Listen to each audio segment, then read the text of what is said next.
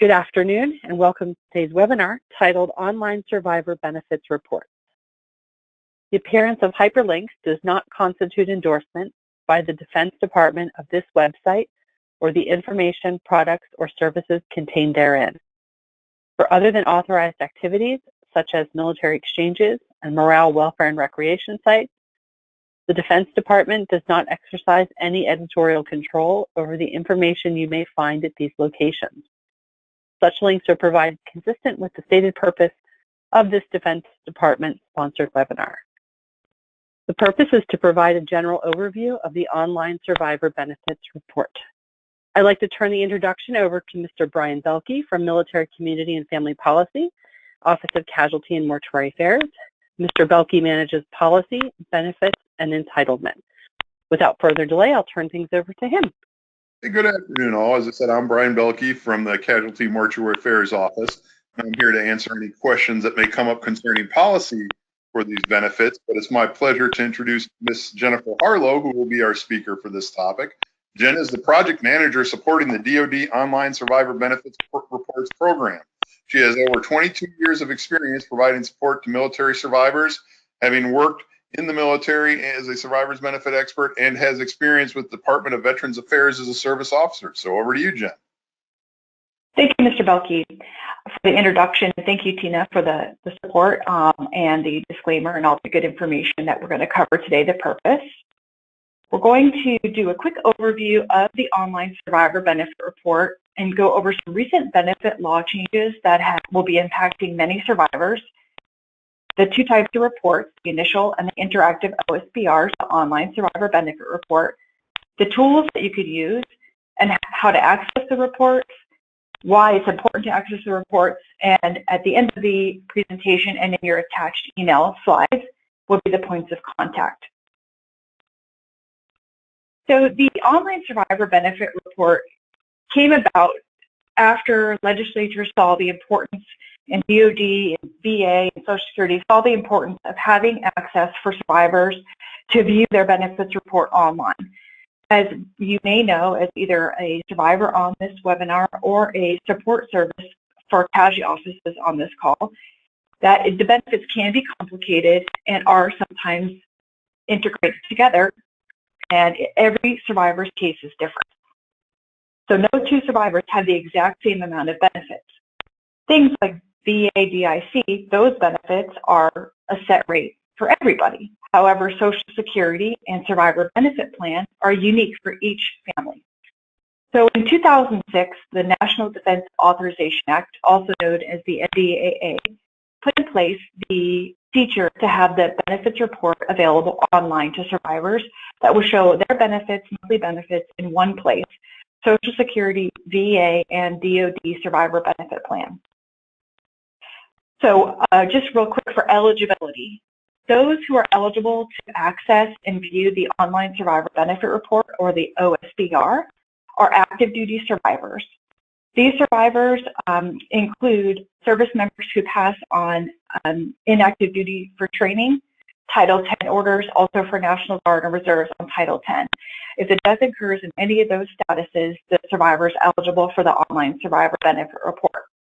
That being said, if you've joined the webinar today and you did not meet that criteria, I still will be going over lots of benefit information to help you understand the process, some law changes, and things like that. So you may be interested in listening as well. So because of the National Defense Authorization Act, we came up with this report showing the lifetime stream of benefits for the survivors who die on active duty. There's an initial report, which is vetted and provided to the survivor called the initial report, and it is closely monitored by the casualty assistance support offices to make sure all the information is correct, and then the spouse or surviving guardian of minor children or adult children are then briefed with the initial Online Survivor Benefit Report. The reason we have this first step, the initial report, is to make sure that all the information, like I said, is validated, that we have all the information correct so the survivors provided the most current information.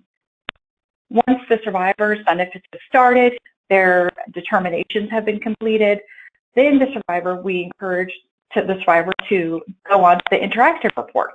The interactive online survivor benefit report allows survivors to log in with their DS logon and view the report anytime at your fingertips. In addition to that, we have the Family Assistance Support Team, Help Desk. Our staff has been working altogether a combined over 60 years of experience. Of course, some of us have had 22 years, some of us have had 18, some of us had 15, but all in all, it's been a group of people on the help desk to be able to assist and answer questions, anything related to the online survivor benefit report. And the Family Assistance Support Team, also known as FAST, is well versed in all benefits, and if they don't know the answer, they can point you in the right direction to get support. The survivor benefit reports, the online survivor benefit reports, it gives critical information at the time of passing for survivors to understand the benefits. It's a standard format for all services, and it provides information for the federal benefits. Like I said, Social Security, Department of Veterans Affairs, DoD Defense Finance and Accounting Service. And it has a snapshot of all the benefits in one place. So that's an overview of what these reports are, and now we'll get into the latest news on benefit changes. In 2003, there was a law change that allowed survivors to elect to have the survivor benefit paid to any minor children of the service member in the household within the household. This created a new benefit stream that wasn't available before. And so there are a lot of survivors out there who may be on the call or know someone who elected to elect survivor benefit plan. This was effective 2003, retroactive to 2001. What this highlighted is that the benefits could be given to the minor children while they're in the home and not be subject to what's called the DIC offset. So if any of you are in that category, there's a law change that has just happened. Well, it didn't just happen. It's been a phase out for the past 3 years to eliminate the SBP DIC offset. So under the previous law, any survivor who had spouse and child or spouse only survivor benefit plan had their VA dependency indemnity compensation benefit offset by the amount of the survivor benefit plan. In 2020, the law was passed to have a phase-out period of eliminating the SBP DIC offset. So just some facts I wanted to go over before we get into the actual examples of the online survivor benefit report is because this is very topical and also a reminder of why it's important to keep up with your online survivor benefit report to see how law changes like this can affect you. So effective on January 1, which won't show up until February 1st payments from DFAS, the surviving spouses will receive the full survivor benefit plan payments through DFAS and the full DIC payments, where previously it was offset. It's been in a phase-out period for the past 3 years where the survivor benefit offset has decreased and the SBP payment has gotten a little higher each year. Some interesting things to point out to keep in mind. The law change does not affect the amount you get from VA DIC. The special survivor indemnity allowance will no longer be paid after the January 3rd payment because it's SSIA, the special survivor indemnity allowance, is only paid to spouses who had their SBP payments offset. So by saying that, what I'm meaning is if you are a surviving spouse that previously had the benefit under child-only option and your full SBP is going to be paid, your SSIA payment, you would have received that because it was going to the kids. So I just wanted to clarify that not everyone had received SSIA. It would only have been to survivors who had their spouse or spouse and child SBP offset by the SBP DIC. Going forward, in the example that we're going to go over today, for active duty deaths, the default SBP election is going to be spouse with child for a service member. And before the law changed, the surviving spouse, either who had children in the household or children outside the household, had to make an election between spouse and child or child only. Now the default election, because of the offset elimination, will go away. So the spouse will get spouse with child option to get the full SBP and full DIC. And so I know that each case on this is very detailed and maybe a lot of questions on this. So I just want to say, if you have specific questions about how this benefit change affects you, then you can put your contact information in the chat box and someone from our Family Assistance Support team will follow up with you. But I just wanted to point out those couple things because it's important to understand the effective dates of things when they happen and also the payment dates. So when you see on here the benefit is effective, the offset elimination fully is completed January 1st. But it actually isn't effective until your paycheck of February 1st because all the benefits are paid in arrears. So for example, the January pay isn't paid until February after the month has passed. Similar to when a service member passes away or dies, then the benefit is retroactive 1 month in arrears.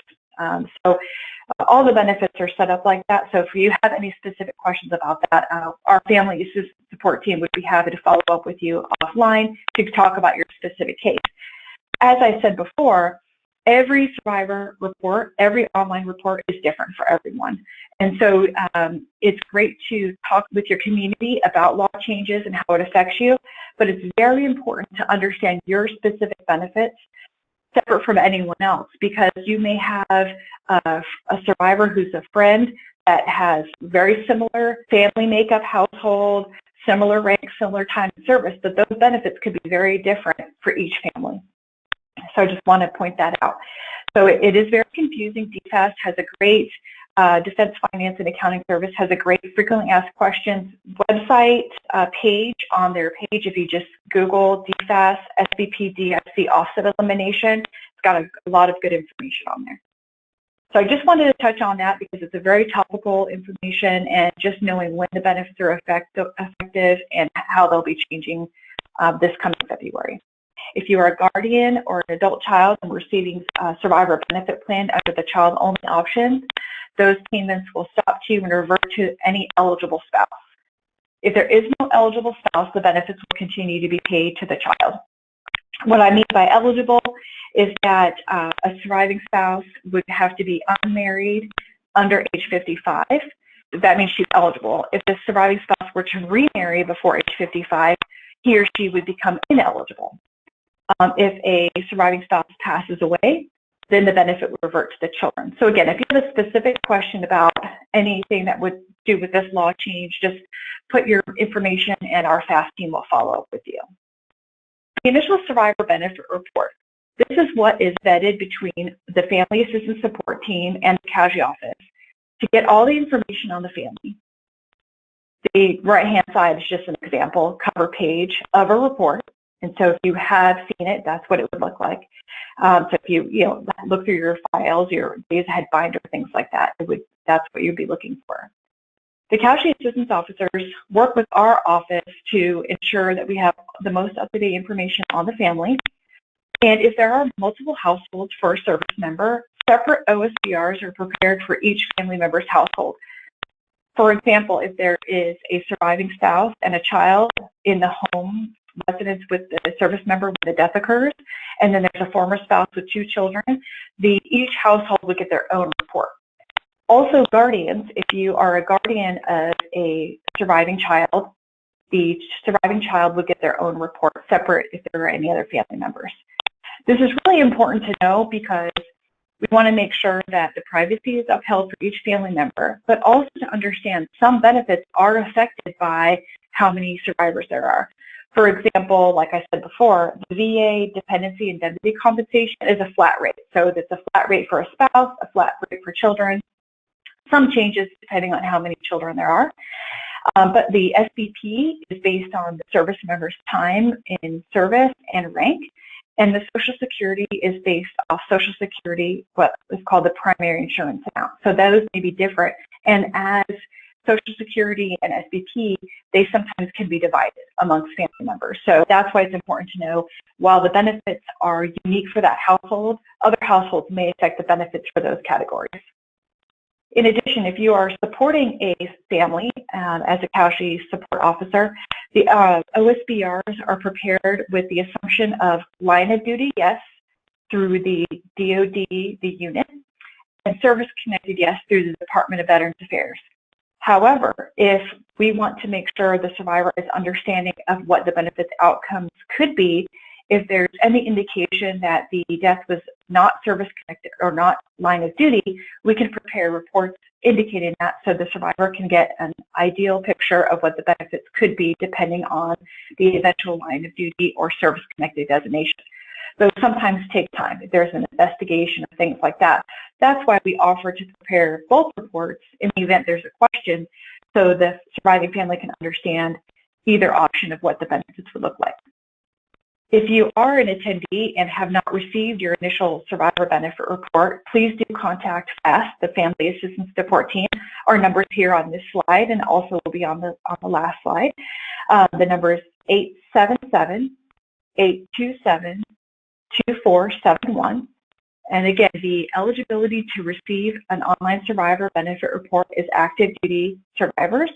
However, if you have a question and you don't fall in that category, you can always contact FAST and we can refer you to the proper agency to answer your questions. A little insight into the process. After a death occurs, we are coordinating with the survivor casualty offices and we create the initial online survivor benefit report. Then they are uploaded to each service branch website, which I'll go over to discuss how to access those later. And then we work with the Casualty Assistance Office to provide the report and connect the Casualty Assistance Officer with our website, and they set up their email to then request a one-time password to view and access the reports to then eventually meet with the survivors to review it. Survivors are also eligible to look at the initial report after they've been briefed by the Casualty Office. And so the same thing, if you are a survivor and you would like that the death has occurred within the past 6 months and you would like to view your report, you can contact FAST and provide your email. Then we can set it up in the system by verifying information to set up a one-time password to view and download the report. I'm going to get into an example of an initial OSBR. And at the top here, I just have an example of the case. Now, the numbers here are based on my example case. So the rank of the service member at the time of death was E5. The date of death occurred on January 1, 2023. And service member had 18 years, 11 months of service. This is really important because every survivor benefit plan is based on those facts. The family household is a surviving spouse with 2 minor children and an adult child outside the home and college. Based on the new SBP DIC offset elimination, all reports going forward with the spouse who has children either in the home or the service member has children, the spouse with child is the election. If there is no surviving spouse, then the default will be child only. But for this example, we're using spouse with child survivor benefit plan, and we are assuming line of duty yes, service connected yes. The benefits report here, we have a little cutout of the benefits report showing how the report looks. What I want to point out is, because it is a lot of information on one page, just to explain how the report is laid out and hopefully help you read it easier. So the estimated monthly survivor benefit reports, again, the benefits are provided by each agency, Social Security, Department of Veterans Affairs, and DoD, Defense Finance and Accounting Service. The reports that we provide are estimates based on the information that we have on the service member and the family. So they are estimates and they are in today's dollars.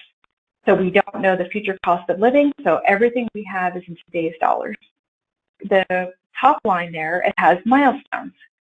You may have heard that term before in some of the literature you've received, but the milestones, the left-hand column shows the first line is what the current benefits are, and the following lines show every time a benefit changes and what event triggers that benefit change. So that's what the left-hand column is, your milestones, events that change benefits. To the right of the heading, you have SS for Social Security, DIC for Dependency Indemnity Compensation from the VA, and Survivor Benefit Plan, SBP, from Defense Finance and Accounting Service. There, in the full report, we just have this little example. In the full report, it has a breakdown of the acronyms and what they mean, so you can have that for reference when you're looking at the full report. There is an asterisk next to SBP because we are indicating in our acronym and benefits explanation that the survivor benefit plan is taxable. And so that's just an indicator to show the benefit is taxable. So I want to look at the first line here. It says current benefits, which is the month the death occurred, January 2023. The Social Security for the family household is $4,131. And when I say family household, because in this example, we have a surviving spouse with 2 minor children in the home. That benefit is for the spouse and the 2 minor children for Social Security. Children over 18, unless they are disabled, do not get Social Security benefits. The next line is to the right is the dependency indemnity compensation, $2,669. And that is, again, based up of the surviving spouse and the 2 minor children in the household. Survivor benefit plan is $1,487. So the benefits stay the same until you go to the next line in January 2025. There's a benefit through the Department of Veterans Affairs called Transitional DIC. What that is paid for is for surviving spouses who have minor children in the home, and they get an extra stipend called Transitional DIC that goes away 2 years after the anniversary of the death. So you'll see the only thing that changes on that second line, Transitional DIC ends January 2025, is the DIC goes from 2,669 to 2,337. So it's just indicating that, by the way, survivor, this benefit's going to change, and so you make sure you pay attention to your deposit. Everything stays the same for this family until the daughter turns 18 in May of 2026. So Social Security, the portion for the daughter is subtracted and reformulated from Social Security. The portion for the daughter's dependency indemnity compensation goes away. The survivor benefit plan stays the same because that's payable to the spouse for their lifetime unless they are to remarry before 55. The next benefit change is when the son is 16, and the benefit that changes there, you'll see, is Social Security. In this scenario, we have that the surviving spouse is not working, and she's not earning over $21,240. This is known as the spouse guardian benefit. So if there's a spouse that's not working and earning under the threshold as is designated by Social Security, the surviving spouse gets what's called a guardian benefit until the youngest child is 16. This change catches a lot of survivors off guard because it's not your typical age 18 when benefits stop. So when the youngest child in any household turns 16, the guardian benefit for the spouse ends. A lot of times it is misunderstood that the surviving spouse is getting a benefit for the spouse themselves after the death of the service member. However, the spouse doesn't draw the spouse benefit until the earliest of age 60. So if you have any questions on this and you've been affected by this or just want to plan for yourself, you can inquire with the FAST team on how that will affect you. Or if you go back to work and you want to know, okay, my guardian benefit will go away before, in this case, 2028, because in 2026 I'm going to go back to work, that will change the benefits. So that line is very important and can catch a lot of families off guard if they're not planning for that change with the Social Security entitlement. The next line is when the son, the youngest child, turns 18, the Social Security goes away because, again, there's no children under 16 in the home and under 18 in the home. So Social Security benefit goes away for that child because they're over 18. The portion for the DIC for the youngest child goes away. Survivor benefit stays the same because it's payable to the spouse. Finally, the last line for this family is spouse turns 60. So a spouse can draw a Social Security benefit as early as age 60 and get 71.5% of what's called this service member's primary insurance amount. Now, what I do want to recommend is that for any surviving spouse who has their own working history, before you make any decisions, make an appointment with Social Security before your 60th birthday to determine if you want to start at age 60, if you want to wait until age 62 to get a little bit of a higher percentage. Because this is so individualized, we just wanted to demonstrate that's the earliest the survivor is eligible. But any time after that, it may be beneficial for a specific survivor to draw the benefit later to understand the benefits. And then the DIC is the flat rate for the spouse, $1,563, and the survivor benefit plan, again, continues on for lifetime unless the spouse remarries before 55. Also, there is remarriage ages. I'll touch on this again, but the surviving spouse will receive Social Security benefits as long as they are unmarried prior to age 60. And for DIC and SBP, it's age 55. In January of 2018, they changed the date for the survivor benefit for remarriage, 2020, January 5th, 2020. The survivor benefit and DIC ages are now the same, age 55. So this initial report, and eventually we can look at it as your interactive report, is so important to see what the benefits are now and how in a relatively short amount of time, this survivor, in this example, in January 2023, gets $99,444 on entitlements. And as the kids age out, as soon as 2030, which is not relatively a very long time, the surviving spouse is getting $36,600. So that can help the surviving spouse understand what the benefits are now and how they'll change over time, because that may determine many things on decisions that are going to be made. Because it's important that while, yes, the surviving family will understand what the benefits are now, which is what you get when you start getting the benefits, but really impactful to see how it changes over time and how we encourage you to keep up with this report so you can see what the benefits are.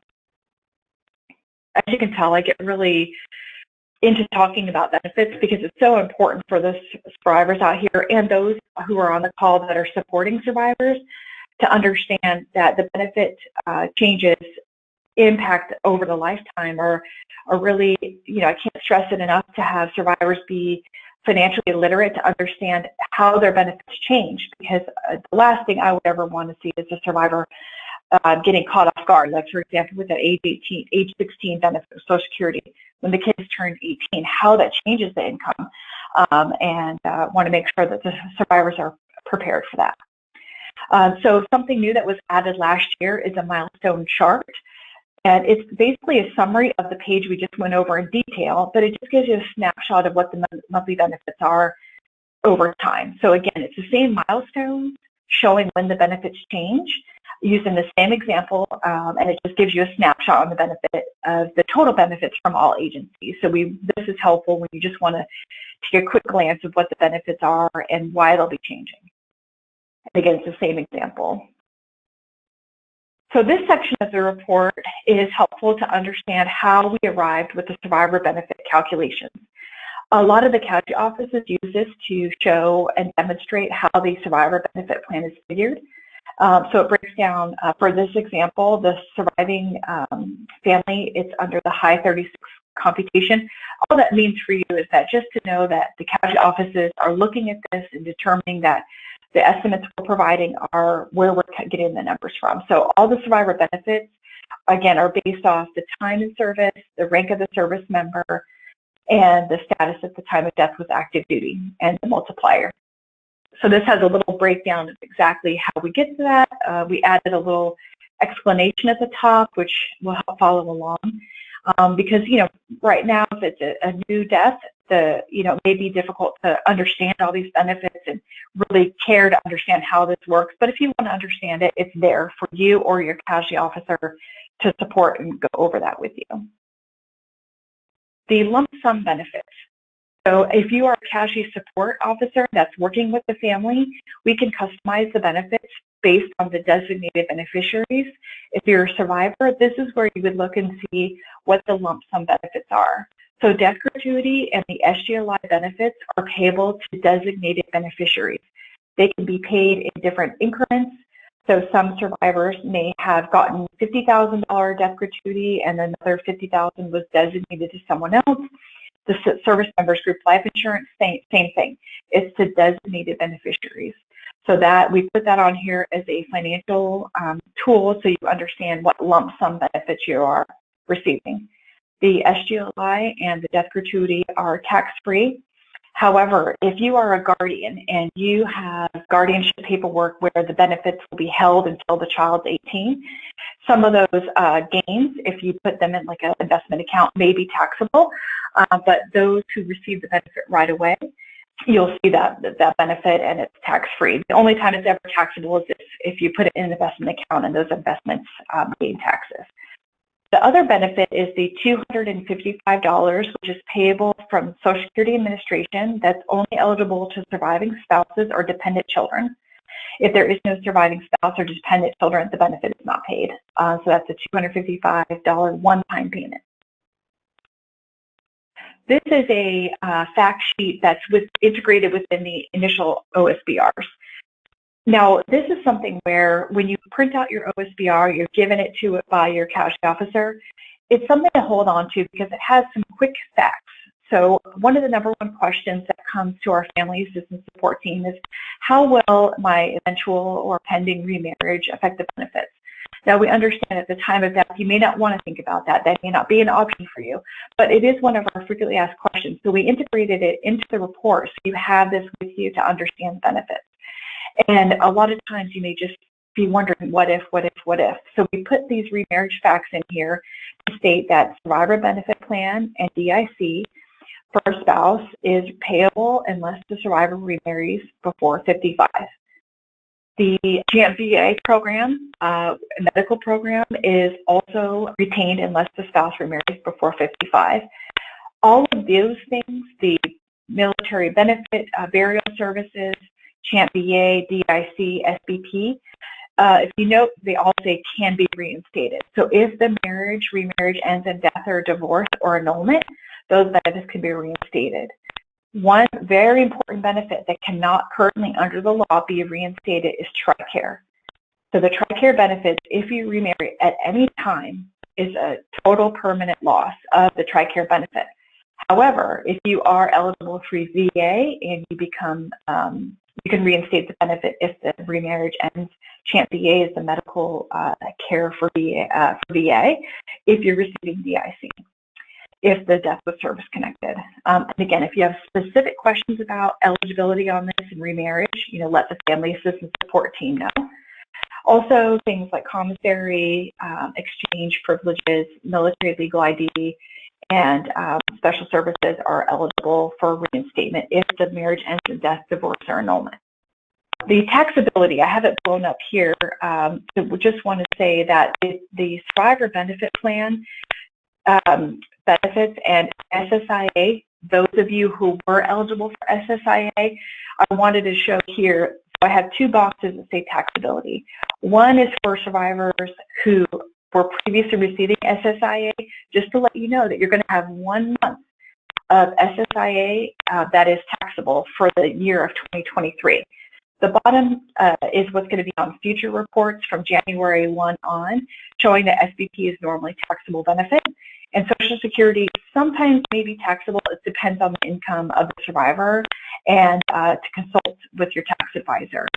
Also, any children receiving SBP, it is taxable. So we just wanted to cover that information there and have both boxes there to show you the difference. But at the end of the day, Family Assistance Support Team, we are not tax advisors. We cannot advise on tax, but we can let you know what benefits are taxable. Anything from the VA, whether it's education benefits or DIC, are always tax-free. So that's one thing you could, anything from the VA, just know that's always tax-free. SBP is sometimes taxable, depending on your income, Social Security as well. So we recommend consulting your tax advisor. So this is part of the initial OSBR. So for the same as family example that we're using, the spouse with 2 minor children and 1 adult child, we're showing you the education benefits under Department of Veterans Affairs. This benefit is a Chapter 35 Dependent Education Assistance. We have a hyperlink to the VA website. We have a phone number there to contact if you have specific questions. Of course, staff can discuss with you the benefit amounts, things like that. So this just shows, similar to the initial report, the title line here shows recipients, the ages of eligibility, the number of months eligible, and the monthly amount as of this year in today's dollars. So for a surviving spouse of an active duty death, the spouse is eligible for 20 years from the date of death. The surviving children are eligible between age 18 and 26. There are some special circumstances. If the child is under 26, that the benefit may be extended to age 31, but that would be specific for a child who was under 26 but over 18 at the time of death. So each child is eligible between age 18 and 26 to use their maximum 36 months of benefits, and this year's rate is $1,401.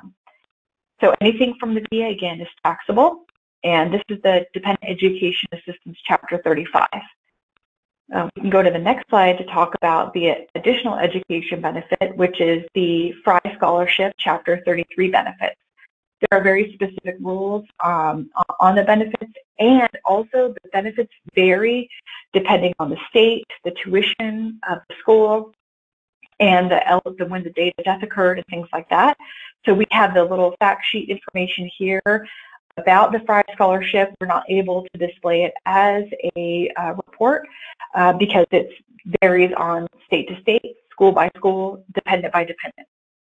So it has the second box there, explains the eligibility information for surviving spouses. Eligibility for surviving spouses ends upon remarriage.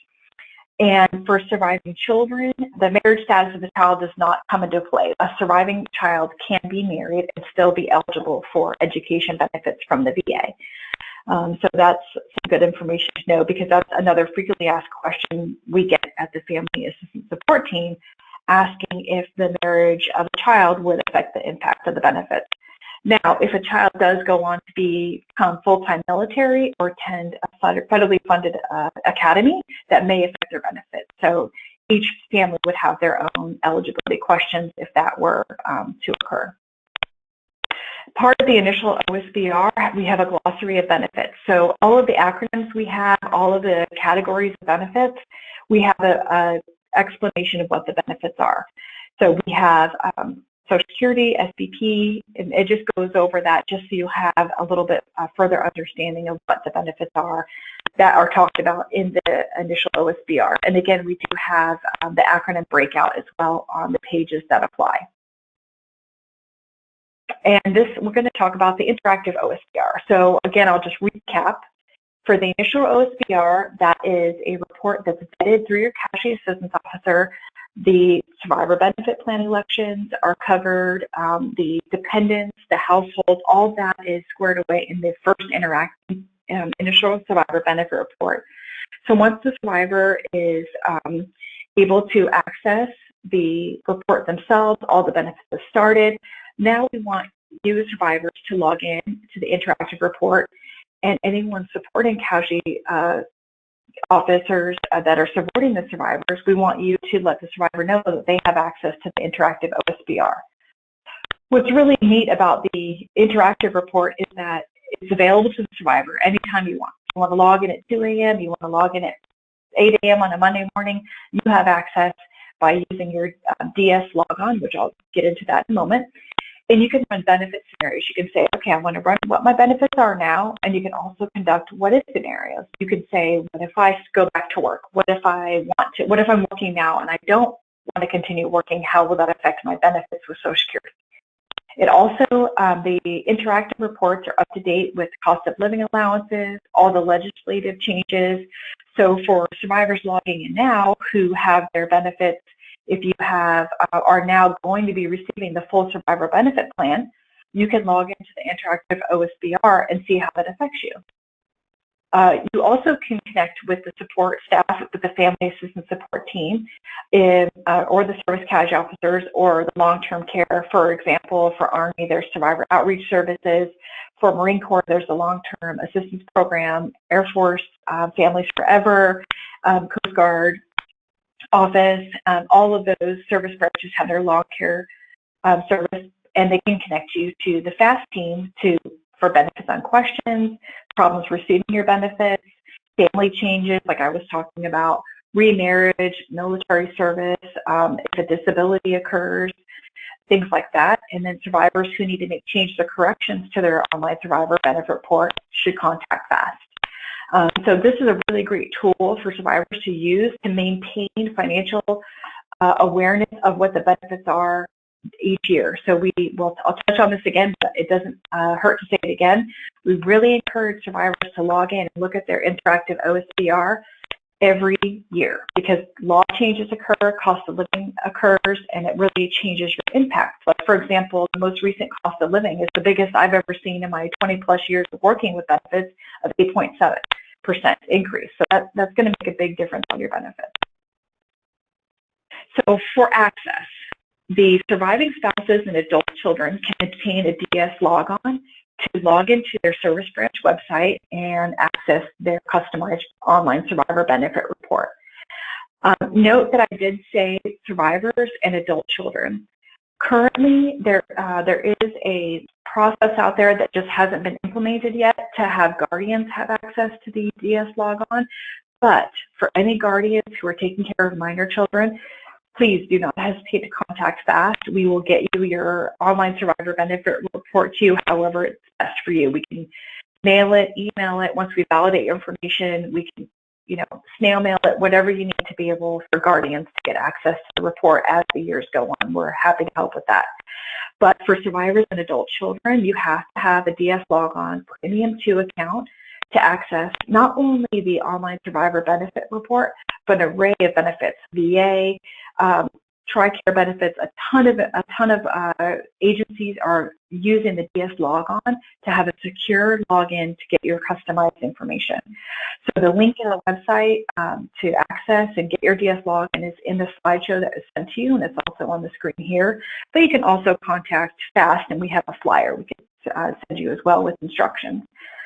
So once the survivor has gotten their DS logon user ID, you just have to provide that to FAST, and we connect that to your interactive OSBR.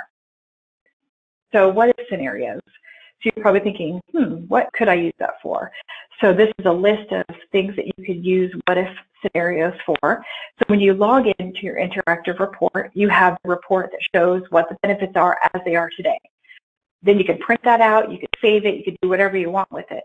Then it gives you an option to continue to do what if scenarios. What if the surviving spouse wants to remarry?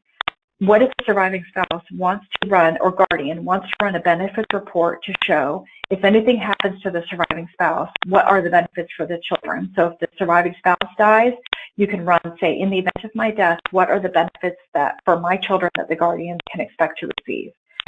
The surviving spouse's employment does affect the Social Security income, especially, like I was saying, if you have minor children under the age of 16 in the home.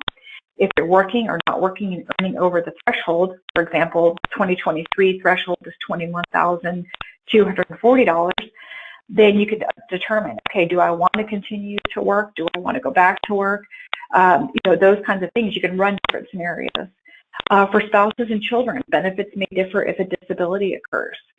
Now for children, if the child becomes disabled prior to age 18 and is permanently disabled, the benefit picture change.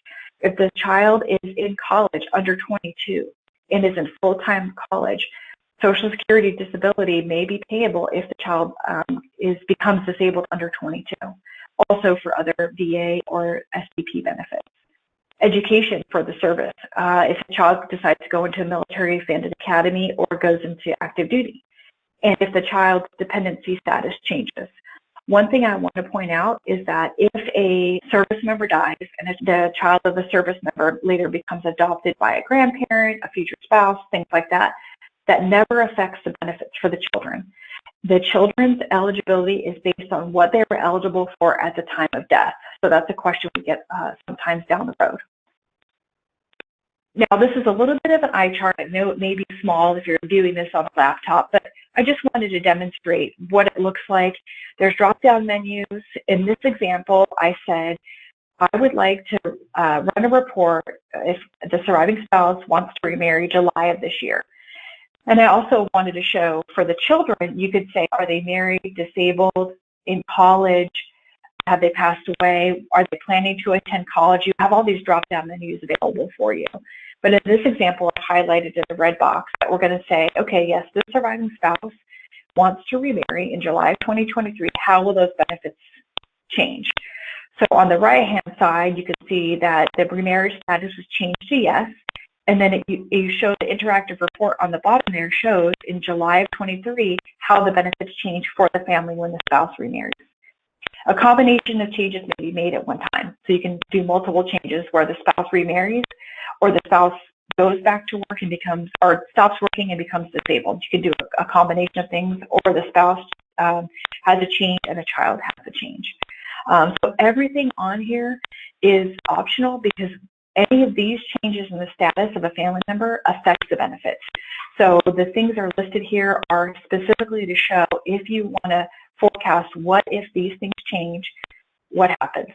Now, if a remarriage does happen or a child decides to attend college, you can notify fast and we can make that a permanent change in the system. So next time you log into your interactive OSBR, it will show that.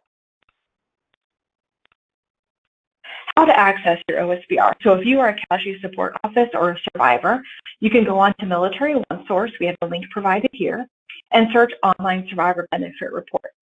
In the future, this webinar will be hung up on the website as well, so you can Google Online Survivor Benefit Report webinar if you want to go back and listen. But you also have, what comes up is how you can access the report, how to contact the Family Assistance Support Team, email, call, and then each service branch's website on where you access the survivor benefit reports, both the initial and the interactive. So we have each service branch, and right now Air Force does include Space Force. So that's how you access the report. And this is an example of what the report looks like. We have a disclaimer here explaining that all the reports are estimates and that each government agency provides the benefits directly themselves. You acknowledge the report, and you have your initial report there on the left and the interactive on the right, where you would proceed to your interactive by using your DS logon. The initial report, you request, you sign in your email, then you get a one-time password that you log in to be able to view the initial report. So financial readiness. This is where, again, I will say it again, I will beat this drum again and say that we really want survivors to utilize the Online Survivor Benefit Report to keep up to date on your benefits, so you're aware when changes are making, and also show you how the lifetime milestones will affect your benefits. Anytime you have questions, the Family Assistance Support Team is available for you. For example, a lot of questions we get is if there's a problem with a survivor who got a certificate of eligibility in the mail from the VA or from DFAS and the benefit is suspended. You can contact FAST. We can connect you with either the VA Office of Survivor Assistance or DFAS to rectify that, and also answer any questions on how the benefits work and how they change over your lifetime. So it's really important to mark your calendars. I recommend every January, February at the beginning of the year to access your report. And if you are eligible for the Dependent Education Assistance or FRI scholarship, to log in and view the report every October, because that's when the education benefits rates change. So it's not just every beginning of the year, it actually, some benefits change in October in this fiscal year. So just a reminder, and if you are a casualty support person, to mark your calendars to, when you engage with your survivors, to have them say, hey, have you logged in and you viewed your interactive reports? So we want to encourage you to access that annually. Here are our points of contact. Our Family Assistance Support Team. Mr. Belkey's office also is run by Ms. Valentine, who is on the line through the Casualty and Mortuary Affairs and Funeral Honors, which is the program that runs the Online Survivor Benefit Report. That's who we work for. And then also under that is the My Service Benefits Program Manager, Chelsea Ortiz McDougall. And so anytime you have questions, you can contact us and let us know. And the Family Assistance Support Team is there for you. We are bankers hours, but we do respond within 24 hours, and usually sooner than that. So this concludes my portion of the presentation, and we hopefully have some time for questions. Okay. Hi, I submitted my paperwork for the DIC SBP offset over a year ago. I never received any acknowledgement that it was received. I have called more than once, and I'm always told that they're working on it. How do I know my paperwork has been completed so there won't be any glitches next month? Thank you. Okay, so for those, thank you for your question. So because there are many survivors who are going to be getting the SBP for the first time and you submitted your paperwork, you should have received letters from the Defense Finance and Accounting Service in October and December. I understand that based on your question, it sounds like you did not receive any confirmation of that, showing your numbers of what they are going to be on February 1st. So what I would recommend is contacting Defense Finance and Accounting Service and asking for a supervisor after your initial conversation, if you get a representative, and request if they are able to answer the question and tell you the amount you should be receiving, then I would escalate that to a supervisor just to have someone get a little bit deeper dive into your account. Because of the change, they probably do have a high call volume, and we don't have a way around that. Unfortunately, because of the law change, there's going to be a lot of calls for DFAS to answer those questions. But what you can do is, if you're an active duty survivor, contact our FAST team at 877-827-2471 to give you an estimate of the benefits. And then if you do not receive a direct deposit on February 1st, or the 3rd, because I think it falls on the weekend, I'm not 100% sure, but it may be, the payments are guaranteed by the 3rd of the month. So if you don't receive anything by the 3rd of the month, then I would contact DFAS again to notify them.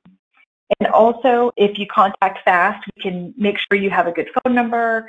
For DFAS, you can call the number, and there are some prompts that you can quickly put in the prompts to get to a representative faster, so our FAST team can connect you with that. Next question. This is just about have there been changes to Social Security? They've heard that the youngest child turned 16, then there's no more Social Security instead of it being when they were up to 18. Is it true? Okay, so Social Security, the law hasn't changed, but the awareness about the law has become more prominent due to the recent law changes with SBP and DIC. So the law is with Social Security, if you're a surviving spouse and you have children under 16 in the home, the youngest child, when they turn 16 and the surviving spouse is not working, the guardian benefit goes away when the youngest child turns 16.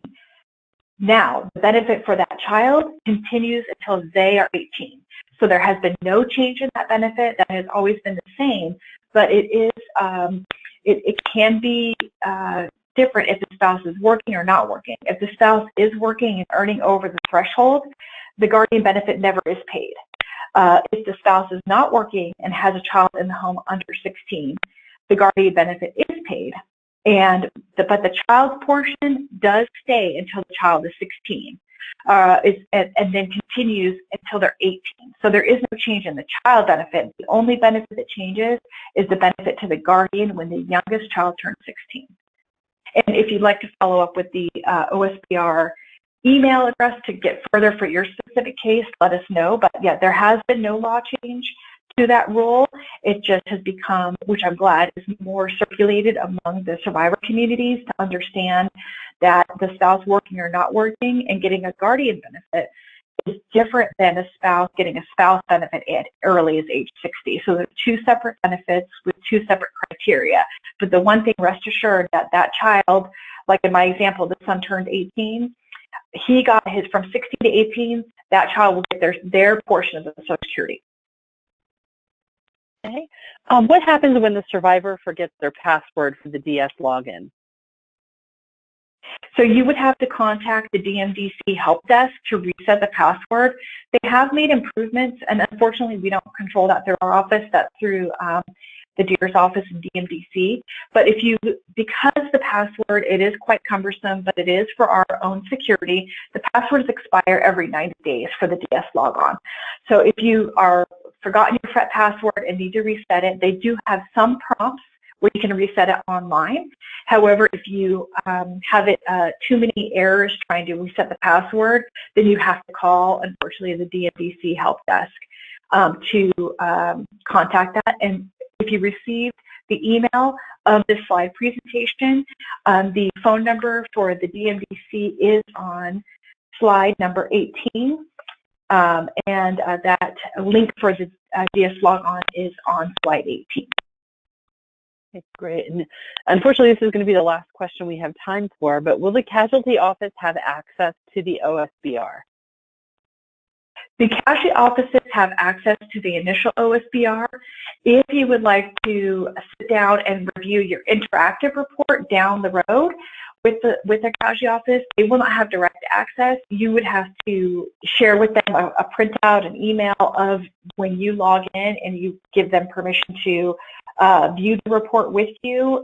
Generally, what we have is that survivors will make an appointment with, say, for example, a long-term casualty office, go with them in the office, and then the survivor can log in to their interactive OSBR and review it with the casualty office.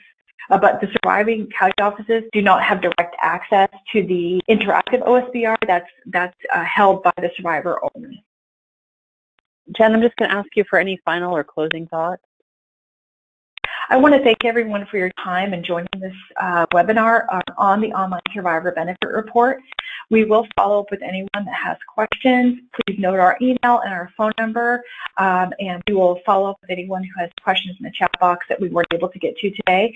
And just thank you for your time, and contact the Family Assistance Support Team or the DoD Casualty Office of Mortuary Affairs and Funeral Honors with any questions. We're here to support you, either the survivors that are in attendance and the casualty officers who support the survivors. We thank you for your time, and we're here for you to support you with any of your benefit questions. And thank you for joining us today. I also want to thank Jen and her team for sharing their invaluable experience and expertise. I'd also like to thank all of our attendees for participating in today's webinar. If you find yourself having any questions after the webinar, you can also email us at moswebinars@militaryonesource.com, and these questions will be sent over to the presenters. This concludes today's webinar on the Online Survivor Benefits Report.